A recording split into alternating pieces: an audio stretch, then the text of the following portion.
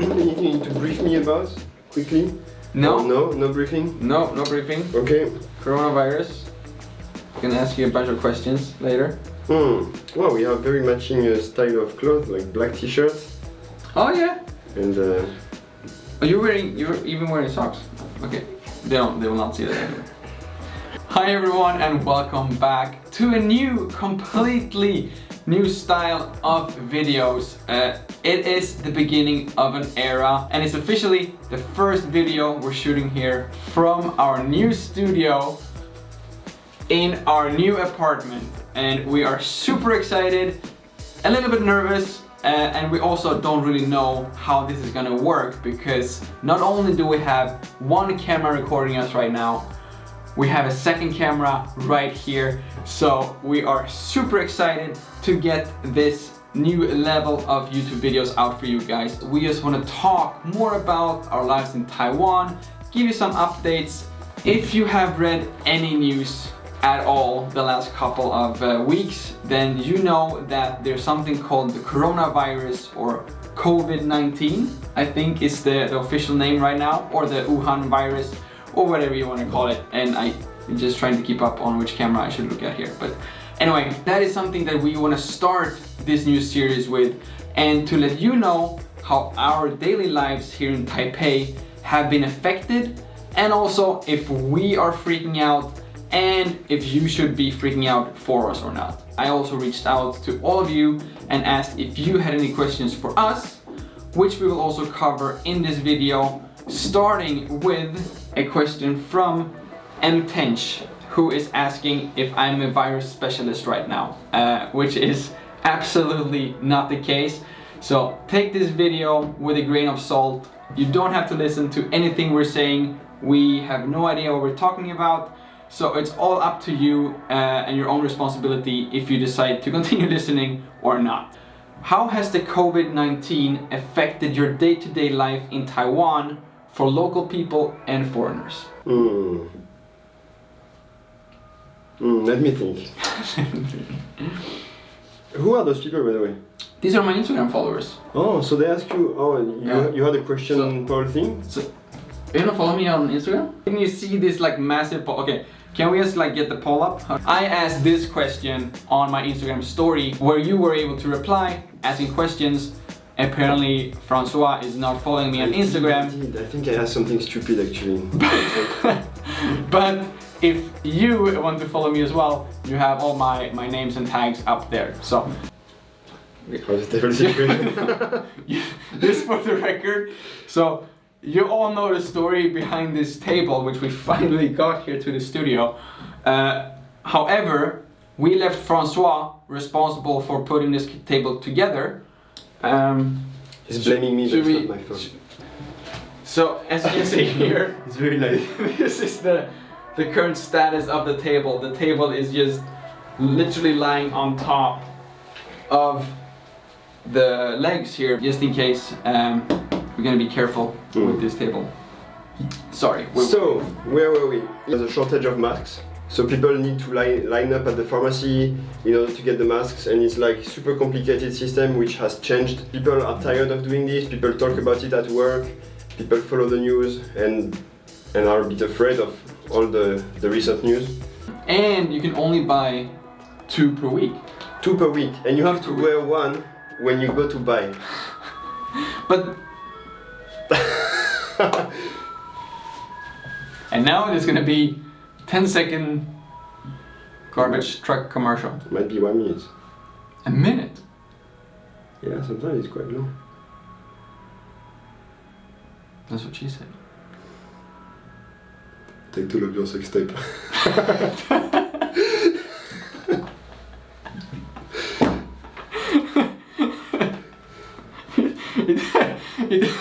It takes a minute and smells like garbage.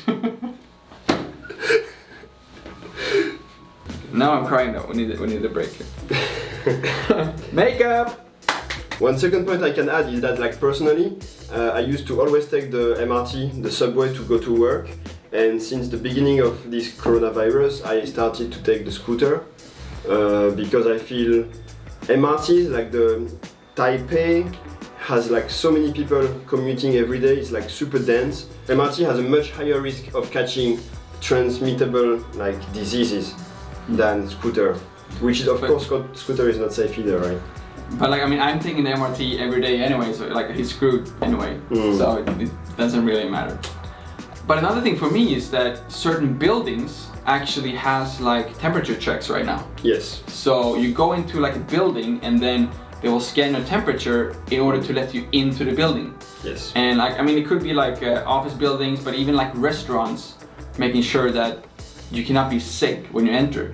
Yeah. And like, it looks quite scary. Like, it looks like there's an actual virus emergency going on, you know? But now it's getting very normal. Like every day you go to the gym, they check the temperature, and you go.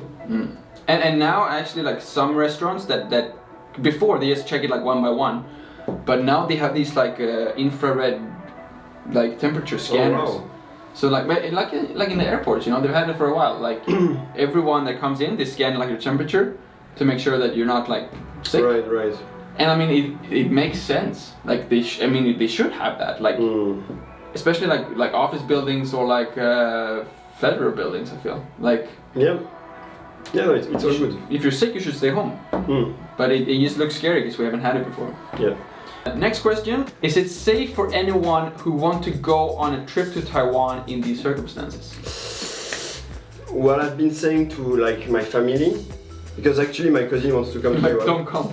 Mom, please stop coming. Stop coming. Virus, Mom, don't come.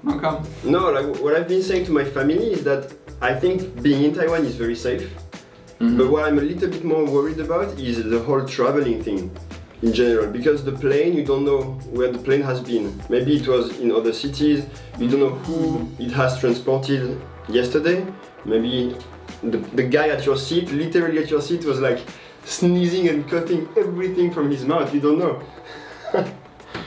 That's what I think. So basically what you're saying is like take the boat. For me, I would avoid traveling if I don't have to, but I wouldn't stop traveling if I have to. Which is why we're taking this week's video inside of the studio, and we don't go out and check out any night markets. We sleep behind the table. We're just gonna stay here. You know, we always have these like, is it safe to fly? It's actually more dangerous to be in the car to the airport than actually being in the plane. And I feel like it's a little bit like that too right now, because it's like just in the beginning of this whole thing. Maybe by the time you're watching this, then it has spread into like a pandemic and you're just thinking we're idiots standing here talking about it. But right now, I feel like if I would be dead in a week, it wouldn't be because of this virus. It would be because of like something else. The thing is, come to Taiwan, something else will kill you before. A great conclusion. But the thing is, for me, this virus is very new. It seems to be much worse than most of the common viruses like flu. Has an index of like how transmittable it is. I don't know how it is. I don't know. But this is much worse. No, like I remember I read something about measles is like one of the highest contagious disease. Yes. It has like a factor of 20, meaning that one person in average can infect 20 people. Like it's huge. And this one apparently is something similar. It's like much worse than the flu. So because it's new, there's nothing to treat it, and it's super easy to get it, then it's super bad. At the hospital, like there's the news, have you seen? There's this woman who was in Japan last week. I was in Japan last week. Don't say it, man. So this woman was in Japan, in like one of the parts of Japan where something like maybe worse happened. Then she went back to Taiwan, and she had pain in her teeth. She went to the dentist. She was rejected by 10 dentists. Like she went to 10 clinics and they all rejected her. Because one of the first questions is, have you been traveling overseas recently, blah, blah, blah. I think a lot of regulations are not very logical, I would say. But how else would they do it though? You know? It's very tricky because it's super contagious. But yeah. I'm not a doctor, I don't know. Yes. M. Tench was right. We're not virus specialists. Next question from there.panda. Do you need to wear a mask when going out in public? No, you don't need to wear a mask when you go out in public. Some buildings, again, have like this restricted, so it's in order to get access to a building or to buy the masks, you need to wear a mask first. It's like a little catch-22 there. But it's also like governed privately, like by the buildings or like the company as well. Yeah, there's no official rule.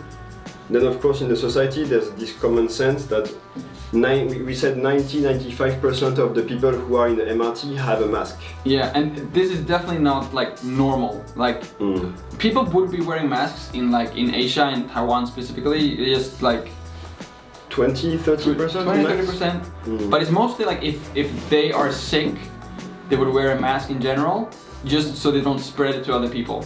Here's another question. Do you wear mask in the MRT? From Yuan in Taiwan. Oh, that's my question. Of course you saw my post earlier, I knew that. No, I don't wear masks in the MRT. I wear masks in the MRT. I just wanted to include, so we get some science or some professional opinions behind this video, is that WHO, which is the World Health Organization, has an FAQ on their website, and it says that WHO advises on rational use of medical masks, thus avoiding unnecessary wastage of precious resources and potential misuse of masks. This means using masks only if you have respiratory symptoms, coughing or sneezing, have suspected virus infection with mild symptoms, or are caring for someone with suspected virus infection. I promise you everyone, once Francois starts to show symptoms, I'll be wearing a mask. Traveling to Japan, was it more difficult to pass customs? If I remember correctly, in Japan there wasn't really any virus checks that I can remember. However, when we came back to Taiwan again, if you're a foreigner, you do have like an ARC with like an E-gate, which lets you pass through these custom controls, and you just check like fingerprints, take a photo, and you pass through. This has been like deactivated for foreigners right now, so we cannot use that. We have to like line up like normal peasants who just come visit here 1 or 2 times, and not for us who live here. Suds307 asks, I'm moving to Taipei soon. Should I get masks and hand sanitizers as there is a shortage?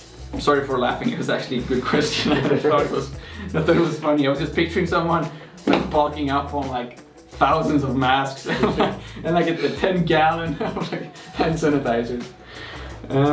What do you recommend? I would say yes. Like, it's not gonna be easy to buy at all. Actually, I know some foreigners, like there was a French class coming to Taiwan. They were also advised to bring their own, like, whatever they would need. What? Wow. However, I also heard that gaoliang can be used for washing your hands. That's good. Yeah, I don't know. And I think that is a great summary of this whole video, actually.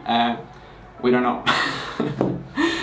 That was it. Thank you all so much for bearing with us here. As you noticed, there was a lot of mishaps with the table, but this was the first video from this whole new studio, and we don't want to be like too serious talking about the coronavirus, but a lot of people actually asked us.